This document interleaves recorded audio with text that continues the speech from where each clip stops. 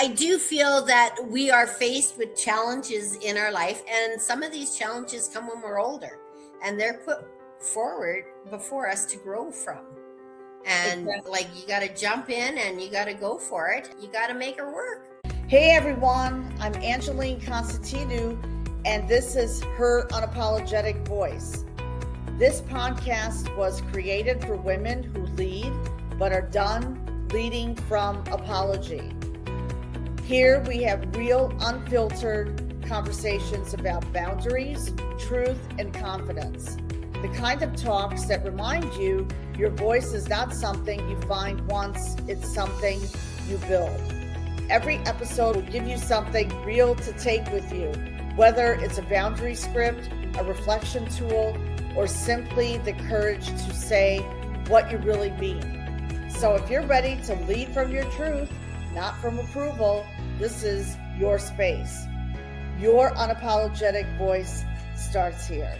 Welcome back to Her Unapologetic Voice podcast, the podcast where we break the silence, reclaim our power, and step boldly into the next chapter of who we are becoming. I'm your host, Angeline Constantinu, and today's episode is going to be a major game changer for any woman navigating narcissistic abuse and considering her next move, because let's just be honest here. Divorce isn't emotional. And today I am joined by an incredible woman with whom I had the pleasure of meeting 3 weeks ago at the Tampa event. This was the book launch of Breaking the Silence, Volume 4. And CF Mickey is an amazing woman. So she is going to be sharing her story today.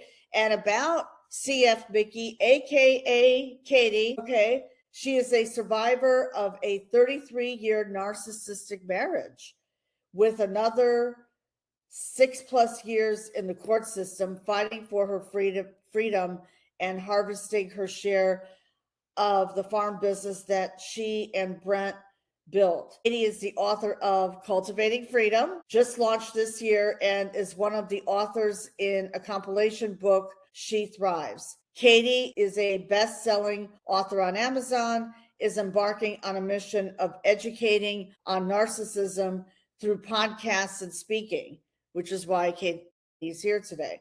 You will find her living and working on her grain-producing farm in Canada, enjoying her 6 grandchildren. So without further ado, welcome to the stage. I always like to say that, and welcome to my podcast. It's such an honor and pleasure to have you here. And we had the pleasure of meeting, it was 3 weeks ago, right? Yeah, already. Unbelievable. This is the power of the internet.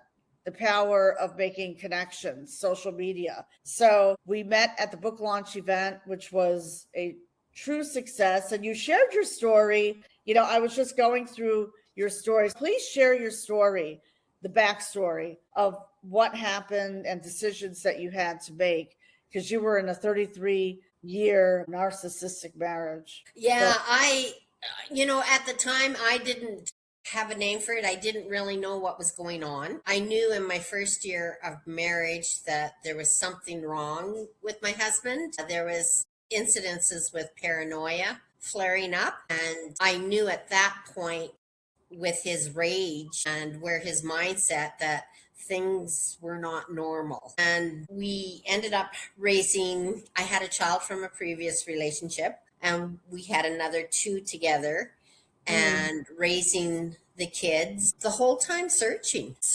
trying to put the pieces together as to where his head was at and what was really going on. I didn't really have any answers or a name for it until our 28th year of marriage. you were in this marriage, like often people will ask, well, why did you stay? We had a really rough spell, probably 8-9 years into the marriage, 10 years around there. And I was really low mentally. There was a whole year where I cried.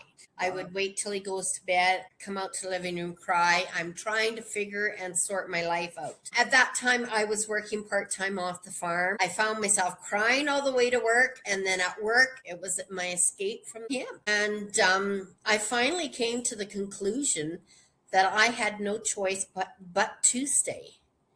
I couldn't put my kids and let him have them 50% of the time. I Right. knew his head was not right, but yet I wasn't naive as to what the courts would do Okay. because they Got it.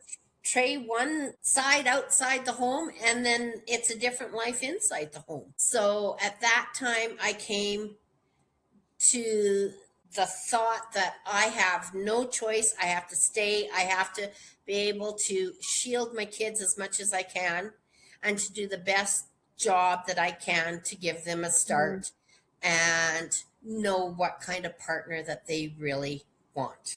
Right, exactly. So basically, it was because of the kids Yeah. and navigating through all that. Because a lot of people will ask, like, I don't know. It's like for me, I was in my marriage for 23 years, no children. Yeah. But they gradually unmask, meaning like everything's hunky dory, like, you know what I mean? And they put on this persona and then all of a sudden they take off the mask, but it's gradually. Well, I found it kind of interesting because when I did leave, I think it shocked a lot of the community. They had no idea. But then I did have other community members come up to me after the fact. And in the grocery store, the one person said, you know, he's always been different. And I said, I know that. I said, I'm fine with different. I'm not fine with abuse. Exactly. It's one thing if you're different, and I agree with you. One thing if you're different, because, you know, sometimes there's a saying that they say opposites attract, but I can see that from this conversation, which is fine. And I recall that when you were writing your story in the book here, that he had issues with paranoia. Can you tell us about that? We weren't even married the first year, and already the shield was coming down. The mask was slowly slipping, and he always criticized my driving. So I thought, I had to go pick him up from the field. I had my 4-year-old daughter with me, and he was standing a distance away from the tractor. And I thought, well, I'll slip in between him and the tractor, and he can hop in the driver's side. And then I don't have to listen to him complain about my driving. I came to the field, and he ran for the tractor. So then he hopped in the driver's side. What? And his body went stiff, and his head is just about at the roof of the truck, and he's hollering, you tried running me over, you tried running me over. And I sat there and I started to laugh because do you know how ridiculous that sounds? Oh, yeah. We're not even married a year. There was instances like that.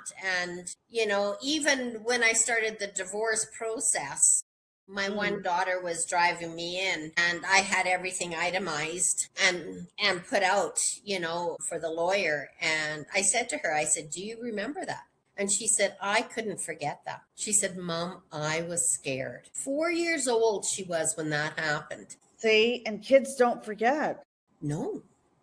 Oh, no, they don't forget that. I mean, that's traumatic. I mean, speaking of criticizing of driving, he would criticize my driving. And it was like not much later, like after like 5 years or something. Like we're in Washington, D.C., right? And I'm driving and I'm doing the best I can. He like grabbed the wheel or he grabbed my hand and he said, pull over, I'll drive. And I'm like, oh my God. I didn't forget that. It's funny because even over time, like he had a couple of eye diseases. Our one daughter was in college and we were in the city driving. And out of the blue, he said, I don't even know why I'm driving. And I said, well, what are you talking about? He said, I can't see the speedometer. I have no idea how fast I'm going or what the speed limit is. And I'm like, then why are you driving? Yeah. So at our next stop, I popped in and started driving. So I did a lot of the driving from then on when we were together. And, you know, even in the wintertime, sometimes out on the farm, he would say, you have to drive. I can't see. See? So he kind of had to get used to my driving. There you go. There you go. And I can guarantee that you're a much better driver too. So I do have experience driving the school bus and the tandem trucks and the combines. It's not like I don't know how to drive. Right, exactly. And I know how to drive too. I know that in your 28th year of marriage, you started to seek help from medical professionals. Yes. Tell us about that. And then how, you know, narcissistic personality disorder. Let's talk about that, because I recall that you had rediscovered, or that you had determined, or through medical professionals determined, that he had narcissistic personality disorder. Actually similar, my ex-partner had that too. Yes. So what prompted you to do that? That was Well, the 28th year of marriage. What was, I would say, that moment, that breaking point? well, I think we can both agree that you can't get them to the doctor unless they want to go to the doctor. It's like you can lead a horse to water, but you can't make them drink. Exactly. So one fall, he's sitting at the table in the kitchen and he said, I'm depressed. And I said, I know you're depressed. He said, but I can't fix your problem. I said, you have to do that on your own. And so he said, well, make me a doctor's appointment. So I did. And I drove him into the city for the doctor's appointment. They called his name and he got up and he looked at me and he said, well, aren't you coming? And I said, only if you want me to. And he said, I want you to. And I know this is going to be thrown back in my face. So anyways, we get into the doctor's office and he looks at me and he said, well, what do I tell him? I said, I want you to be honest. That's why we're here. Let's get this fixed. The doctor come in and then the doctor looked at me and he said, now don't you be doing his survey for him. He said, you sit over there in the corner. So he was filling out the survey on the computer. And as he's filling it out, he looks at me and he said, this doesn't look good. And I said, I don't care. I said, let's just get this fixed. That's so right. The doctor came in and he read it and he looked at me and he said, have you ever felt a fear for your life? I said, no. Wow. But I lied. I didn't want my husband knowing what I was afraid of. Because I knew he would use it against me in the end. Right. So the doctor put him on medication and then he warned him not to go off the medication once he's feeling better. And then we were to go back in 6 weeks for assessment. We went back in 6 weeks for assessment. And the first thing the doctor said was, I could not let you leave without medicating you. And at that time, he doubled his medication. It was really hard not to break down in tears because I thought 28 years of marriage and we're finally getting help. But as time progressed, he went off of his medication and the doctor had me coming in once a month to report to him on what was going on. And so finally the doctor said, I'm pretty sure he's NPD, but he needs assessment in order to determine that. Right. And he would never go for an assessment because there's nothing wrong with him. It's always everybody else. There you go. There you go. Yeah. We did have one meeting with the doctor with Brent and I in there and discussing the medication because it does affect the libido. And I encouraged him to stay on the medication because I felt that I could actually maybe start talking to him. And then he was upset with me because I was trying to keep him drugged. So what do you do? I knew it was going to fly back in my face. He went off medication and that's how that went about. And it's funny because I didn't know what NPD was. Okay. I'd been previously seeing a counselor probably about a year before we started this with the doctor. And so I Googled it when I was waiting for my appointment. And I just broke out crying in the truck because it wasn't one or two traits. It was all 10. Exactly. Yes. And yeah, the doctor can treat the depression part of NPD, but he can't treat NPD. How can you treat it? I mean, you can't. No. So that's where, and I would go to the counselor and I'd say, do you want to come with me? Well, why would I go? There's nothing wrong with me. The path was getting laid. I knew where I was and I knew where I stood. There you go. There you go. Did you ever go for couples counseling? Yes, we did. Halfway through our marriage, we went. I felt really good about it, but he didn't. I felt that I was getting heard. There you go. Because some women don't feel that way. Because that was me, actually. Like, I went for couples counseling and I didn't feel that I was being seen and heard. It was all about him. Yeah. Well, there was an instant that happened in our life. That's when I had that really low year. And then he wanted the counselor to force me to agree with him that what he did was right. And at the end of the session, I looked at him and I said, no, what you did was wrong. I said, and I'm not agreeing to that. And the counselor finally said, we have to agree to disagree on this topic. And so then after,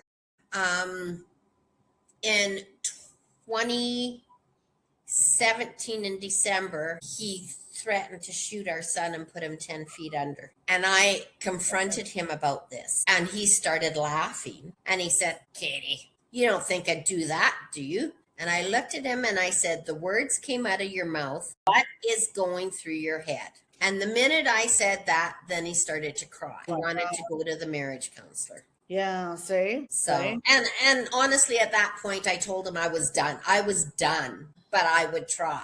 You know, we went to the doctor. The doctor referred us and gave us a business card. And then he goes to hand me the business card. And I said, what are you doing? And he said, well, here, you phone and make the appointment. I said, no. I said, I will go if you look after it. Because Right. he would have everybody spinning in circles and sit back and say yay or nay. And I thought, if there's any chance of this working, he's the one that's got to put in the work. Second session in, like for the first session, I had to work on my criticizing, which she's right. And I had to call her halfway through the week and then go back with Brent at the end of the week. And he was supposed to read all he could on stonewalling and do the same, phone her halfway through the week. Right. So we go back in for the second session and she's asking me, and well, yeah, I am guilty of that. And so I'm telling her the different instances where I kind of had to bite my tongue. And she said, she looked at him and said, and how did you make out? She asked the question 3 times and he sat back like this, never responded. You're stonewalling the counselor. So anyways, at that point, she took me over to another room and she said, you seem to understand your husband's mental condition. Yeah. And I said, I do. And she said, you better figure it out because it's only going to get worse. After that, we went down to office store and I bought a journal and I journaled in it every night. Dates, times, names, everything that went down. Because I knew when it goes to court, it's a he say, she say. I needed something to back up what was going on. And I'm glad that you brought that up because I did the same thing. I documented. I bought a journal and I was writing every single night. Or like if something happened, I would write it down so I wouldn't forget. See, that was a good move. He say, she say, there you go, court. You know, and really, they can, outside the home, you might think that they're the nicest man around. I thought I married a prince. I saw the way he treated his mom and everything, and I'm like, wow, he's going to look after me. He's going to care for me. I'm like, because that's like the same with me. Now, his mom was not alive at this point for me, but like his dad, like he would, you know, take care of his dad. Like we, you know, we would cook and we would have a meal together. You know, we weren't living with him, but we would have a meal together. Yeah. But it was like, what happened? I'm like, unbelievable. You know, like they put on this persona. I'll take care of you, this and that. But then behind closed doors, it doesn't work that way. How and when was the time that you realized that you had to make a plan and leave?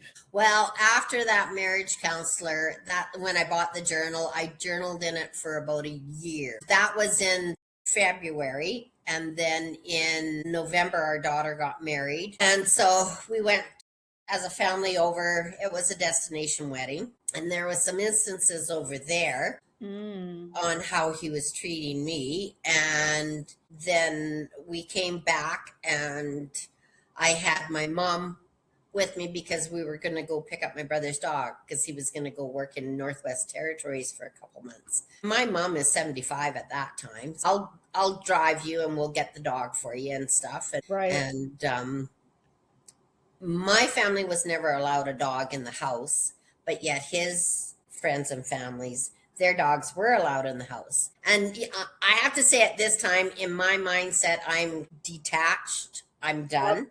Right. And this dog had a lot of anxiety issues to begin with. I said to Mom, just keep the dog with you in the bedroom and then he'll be fine. So in the morning, Mom took the dog out on a leash to go to the washroom first thing. She's in her pajamas outside. At the end of November, it's wintertime. I'm holding my dog in the garage so that she doesn't go after the other dog. And the back door opened and he reached down, one hand on my throat. Oh. threatening to make my face bloody. I never said anything. I didn't want to provoke the situation. He went in the house. He went to the front door, locked my mom outside. Oh my gosh. And so then when I went into the house, I was met with another hand on my throat and the fist is back. At that point, mom just came in, changed and left right away. And that was the determining factor. Like, I've already got just about a year's worth of documentation. I started shopping for a lawyer before that. Right. Okay. We had Christmas and another family celebration, and then that's when papers are going to be filled out. There you go. There you go. See, you had to make a plan. Like Yeah. You have to. Yeah, you have to. It's not a normal breakup. There you go. You know, People don't realize that. Like, you'll hear, oh, we went our separate ways, but it doesn't work that way. Everyone. No. It doesn't. It's a process. No. Well, they're very vindictive. They want to destroy you. Tell me about it. The one day, like, it went, and I have to say, once they start detaching, it is a real eye opener as for how cruel they can actually be. Like, I was already in my own bedroom for over 2 years. And if the TV quit working, he'd come into my bedroom 11 o'clock at night, flick the lights on. It was my job to get out and get that TV working for him. There was a lot going on behind the scenes. And of course, he's driving the semi with no license because he's got his license pulled because he can't see. And the doctor's telling me to phone and report him every time. Otherwise, I'm held liable. That means I could be sued if he hits somebody or runs over somebody and I lose my retirement. There was a lot happening in our house. But to endure that for so long. And I guess the one time when I went to see the counselor and I'm telling her what's going on, she said to me, "You would sacrifice yourself for your children." And I just responded, of course I would. Like, I'm a mom, anything for my kids. I'd be there to protect them and look after them. But I didn't realize the full meaning of sacrifice until months after I left. On how living with that he rewires your brain. You're mentally abused, and you have to go through everything to figure out why and how. Like, why am I getting triggered? Why am I at the brink all of a sudden wanting to cry?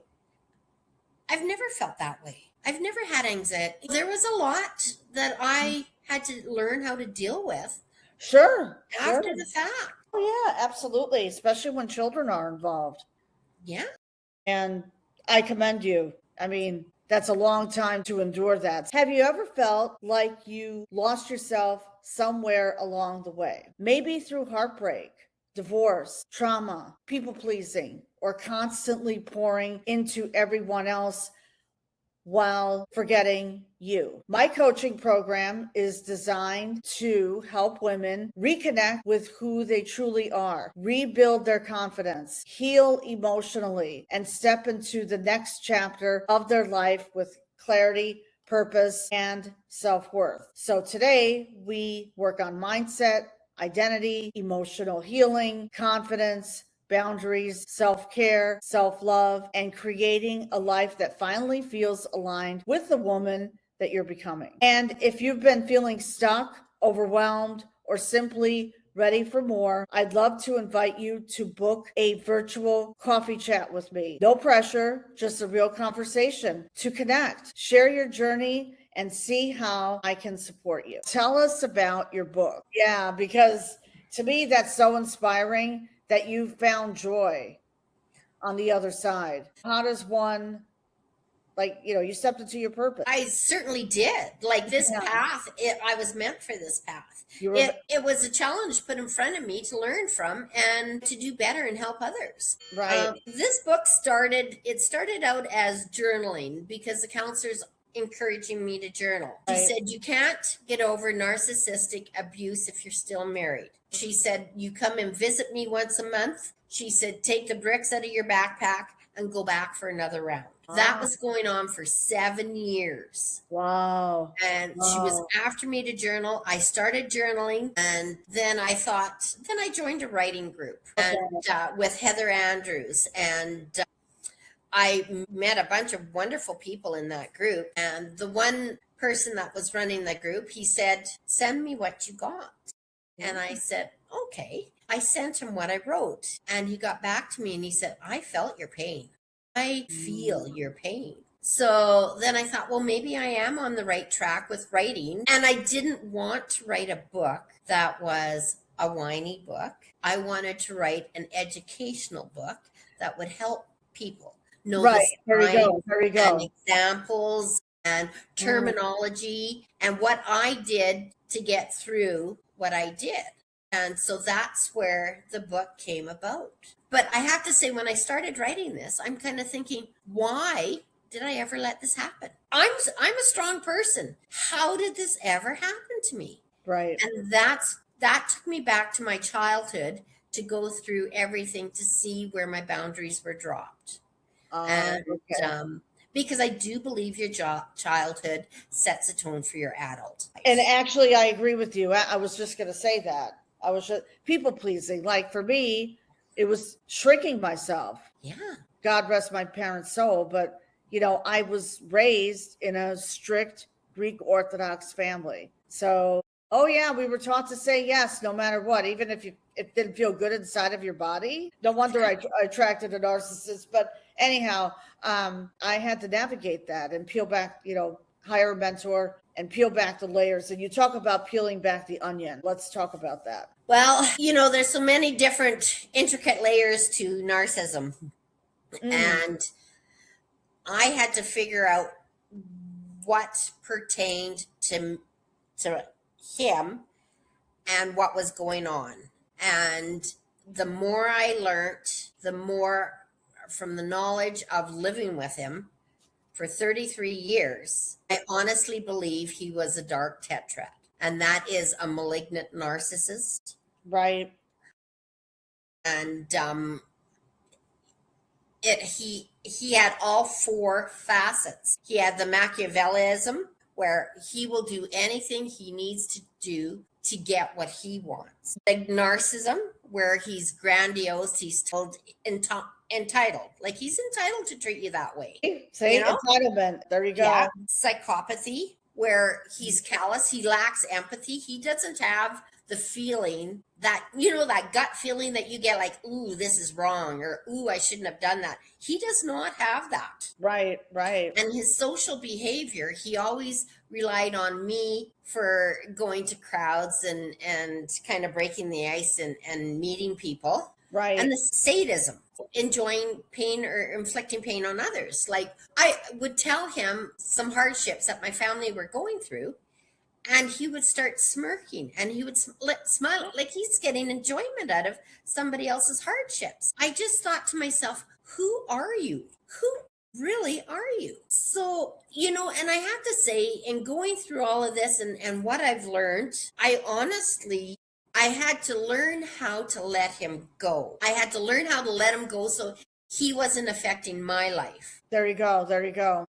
Will I ever forgive him? No, I don't think I will. He knew what he was doing. He would deliberately be mean and smile. He knew what he was doing. I've learned how to let him go and how he does not affect my life anymore. And the one thing that I had to learn is I had to train my brain to overcome my fears. There you go. Rewire the brain. Yes. Oh, yeah. Yes. Absolutely. There's a lot to these people, and I have learned how to let them go. Do I feel sorry for him? Yeah, maybe sometimes I do, because he's got a very dark future. But like, I get the simple joy out of, whatever I have, or doing things with the kids or the grandkids. But for him, it's never enough. He never has enough money. He never has enough status. He never has enough. Well, I have enough. I'm very happy with how I'm living. Sure. Me too. But he'll never have enough. No, he's operating from a place of scarcity. That's why. Yeah. About not having enough. And does he see your kids, or? Some of the kids have something to do with him, but I mean, they're all adults and they all see. Oh, good. Okay. So they all see it. Okay. I know I had the one child when I was still living at home at the farm. She followed me into the bedroom and said, if you don't get out of here, she said, you're going to be in a nursing home before you know it. And my response was, I cannot leave unless I've exhausted all avenues to help your dad. Like, I still put him first. Even after leaving our first 2 years in the courts, all my decisions was, no, I don't want to fight over the equipment. Let him pick his equipment. And I was trying to avoid confrontation, whereas he was very vindictive and he was getting back at me for leaving. And I do feel that some of his actions educated the courts. Because face it, when you're divorcing these people, you know them. You know them inside and out. Well, sure you do. They don't know you because their life has never been around about you. It's always been about them and what you can do for them. That's where your mindset has to kind of change and say, hey, no, I know this guy. I've got the upper hand here. I know what he's going to do. Just sit back and it'll happen. Oh, there you go. Yeah. See that? And I know that you write in your book here, in order for new beginnings to happen, you have to let go of the toxic environments, and you have done that. Yeah. So for a woman who is watching, who will be watching and listening to this podcast episode, what advice would you give her? I would say, if you don't leave, there's no light at the end of the tunnel. But if you leave and do the hard work, there is light. And you do have a life to live. It's how do you want to live? Do you want to live in survival mode or do you want to live? Because life is worth living. And there's only so much that you can stay in survival mode. It affects everything, you know. And one of the questions was, the counselor kept asking me if I had stomach problems. And I said to her, why? No, I don't. Like, why are you asking me that? Right. And she said, when your body is under stress, it withholds the electrolytes going into your stomach. So you only have acid going in there, and that's how ulcers are formed. See that? Of course. There you go. Know? And I'm like, well, my daughter got me on this electrolyte drink. And she said, well, that's probably saving your stomach. Sure, there you go. There's little things throughout that you do learn. Exactly. A half an hour of exercise a day is equivalent to taking depression meds. There you go. Thank God I do not take meds. Yeah, me neither. It's a blessing. I meditate. Like, I have a morning routine. I meditate, I pray, I journal, I exercise. I was just out for a walk about an hour ago and planning to do Zumba later, because exercise releases those feel-good endorphins. So you don't need medication. No, it's important for you with your body to get moving. And I do believe faith is very important too. Thank you. Me too. I do believe when you have faith, you have like a comforting blanket around you. There you go.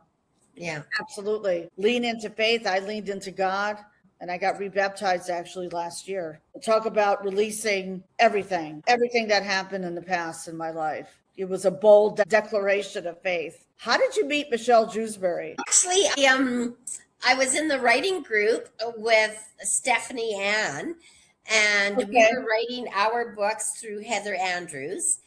She had put her post on when she was in volume 3, and Michelle was looking for writers. I approached her and we had a Zoom meeting, and that's when I got on board. That's great. I actually interviewed Michelle Jewsbury 4 years ago. Oh, did you?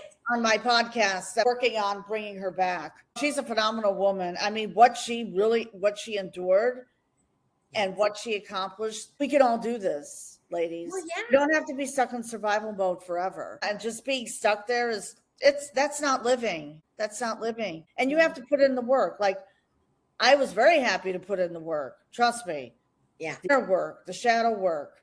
Yeah, the reprogramming, everything. I hired a mentor and I paid him at that time $3,000 to do all this work, and it paid off. Yeah. And I still have a mentor. I have a mentor. So it's important to have that. But joining a writing group, that fascinates me. Oh, yeah. Actually, once a week, we would have Zoom meetings and would all be in there. And we got to be such good friends. We still kind of meet together. Heather has monthly meetings and going on in Calgary. I'm hoping to make the May meeting and Just Sure. you meet a lot of inspiring people, and it takes the fear out of what you are doing. Exactly. Absolutely. And for years, I had writer's block. But then when I started my podcast 7 years ago, Let's Break the Silence, and now we have Her Unapologetic Voice, which is a spinoff, real, raw, unfiltered conversations. Like I just wrote an article for Brains Magazine because I just became an Yes. executive contributor. So I just wrote it. Everything just comes out. So, Yeah. Actually, they ended up reaching out to me, wanting me to be a part of that. oh, really? Yeah. And I think Cultivating Freedom recently won an award through the American Legacy Award for Yes. self-help relationships. I think that's where they saw that. Because they saw me too and they reached out to me. So I said, yes, Yeah. why not? Oh yeah, exactly. We all work together.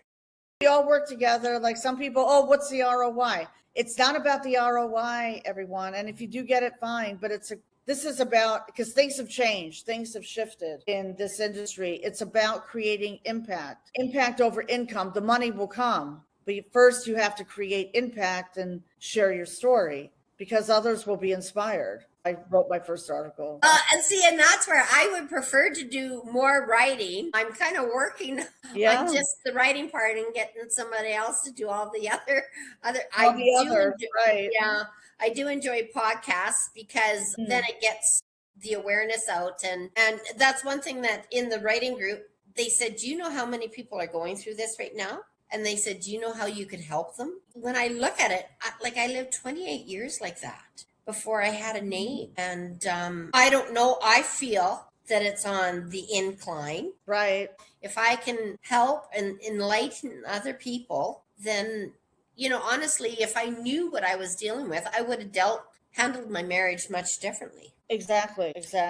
But I will say one method that I got very good at in my marriage was gray rocking, where you show no emotion, no reaction. It's like you pack your emotions in a bag, leave it at the door. And I honestly believe that even when I got into the courts and some of the different processes like discovery, where his lawyer's asking me questions, you could tell he was trying to get me flustered. Like his arms would be in the air and his face would be red and it go on this kind of little rant. And I was so confused. I just sat there and I just looked at him. And then I waited till he was done. And it'd say, "Well, isn't that how it happened?" And I'd say, "No, it isn't." Yeah.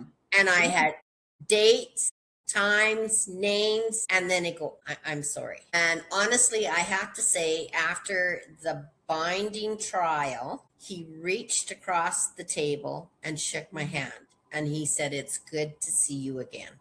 Wow. And my brief for the binding trial was probably 6 to 7 times as thick as what Brent's was. There was a lot of information Brent was not telling his lawyer. I took that as a win because I've been in the room several times with him before and he couldn't be bothered shaking my hand. There you go. Yeah. See, we are approaching the top of the hour. Where can people reach you? You can look for me on cultivatingfreedom.ca is my website. On Instagram, Cultivating Freedom 2024. And that has my email and everything on there. Okay, and all these links will be in the show notes. I'm just so happy and blessed that you were a guest on my podcast shows. This episode will be released probably in a couple of weeks or so. Probably I would say 2 weeks. What's a special message that you would like to share with the audience? My audience is primarily women. So high functioning women, divorced women, women who have overcome narcissistic abuse. And what's the special encouraging message that you would like to share to close this episode out? Don't let fear control your life. Do not be afraid. Even if it's a tiny baby step forward, it's a step forward. Do not let fear, because fear will hold you back from a wonderful life. There you go. Absolutely. Well, thank you so much. And for being on my podcast show. And we had the pleasure of meeting 3 weeks ago in Tampa at the book launch event. There's some videos out there, so go take a look. I forgot to mention, thank you for taking the video of me. Anytime. That was great. I mean, I'm just like, who's going to video this now? Because I didn't bring anyone. There was a friend who was supposed to come with me, but she couldn't make it. So, but that's okay. But thank you so much for taking the video. And I love what you're doing.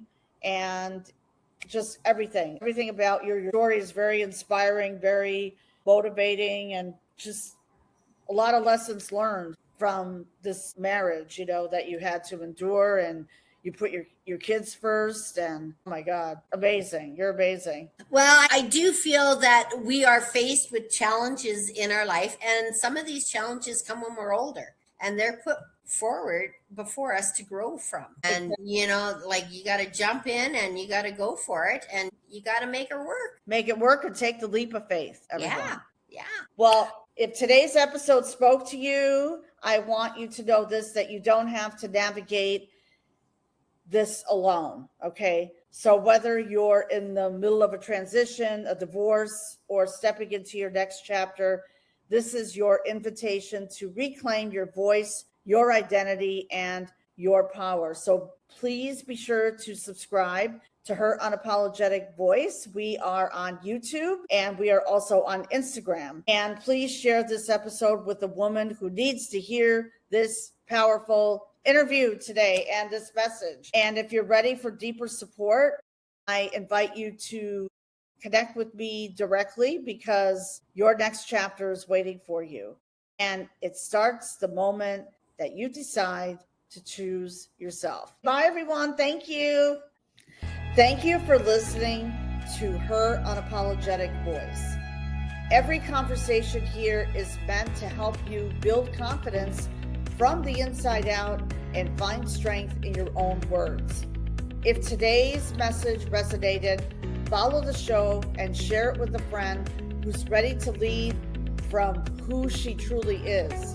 You can also connect with me on social media at Her Unapologetic Voice Podcast for updates and behind the scenes insights. Remember, confidence begins when you stop apologizing for your truth and start speaking from it. I'm Angeline Constantinou, and I will see you in the next episode.